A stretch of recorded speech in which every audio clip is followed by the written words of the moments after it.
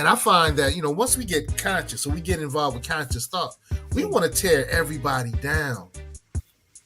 We want to tear everybody down. And I have to admit, I went through the same thing. I was like, when I first started getting conscious back in the 80s, I was like, yeah, Dr. King was a punk. Malcolm X was the real G. And then I was like, Malcolm X was, he was misguided. Noble Drew Ali was the real G. And then I was like, I was going through all these different phases where I put down people who had done more than I had for our people. And I thought I was doing something grandiose. I thought I was conscious. I was woke before woke. I've coined a phrase, and you can quote me on this one. I call that the Hotep Heckler period. Okay. and it seems like some of us have not graduated from that period, because some of us have made careers out of being Hotep Hecklers, particularly when it comes to analyzing our heroes and sheroes throughout history, whether it be, here in the Americas, the Caribbean, Latin America, on the African continent. And I think the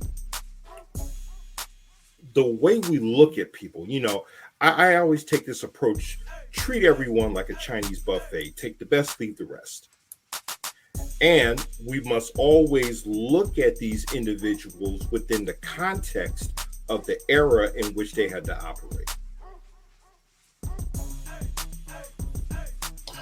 So I like the way you broke that down. Y'all said some dope stuff, right? Seiko, you said at the beginning you started tearing everybody down, and that's really the beginning of awakening, because we have to destroy to rebuild, right? But like the brother said, a lot of us don't get past that period. We're stuck in that negative mindset, but that's because that's how we've been conditioned. Like, we've already been conditioned to hate ourselves, so we stay in a cycle of self-hate, and it's like the first thing we got to go to when we're like, oh, you know what, I know better than everybody. It's a weird place to go to, but to change it, it's all in the mindset. We have to love ourselves enough to be like, oh, Dr. King was a man, right? So he may have done things like men do, but look at the overall of what he did, right? He can't be, there's no negative without positive. There's no joy without pain. There's duality in life. So the fact that we only focus on the negativity is, like I said, we're stuck in a mindset. So we got to change our mindset. That's intriguing. So, Minister Zumba, you call it the Hotep what stage? The Hotep Heckler stage. The Hotep Heckler. Yeah, because you know what? You're right, Fig Goddess. We do need to build and destroy. Going back to the God body lessons, we have to build and destroy, but a lot of us kind of enjoy the destruction.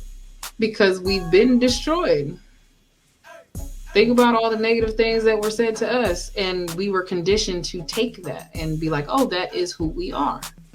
So now when given a chance, for example, y'all talk about in history, in enslavement, they used to sell us by the dozen. Later, that becomes the dozens, right? That is the perpetuation of the dozens. Now we're talking about the negativity of the negativity that started.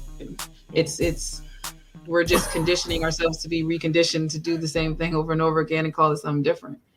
Teach. What's another example? Because that's intriguing.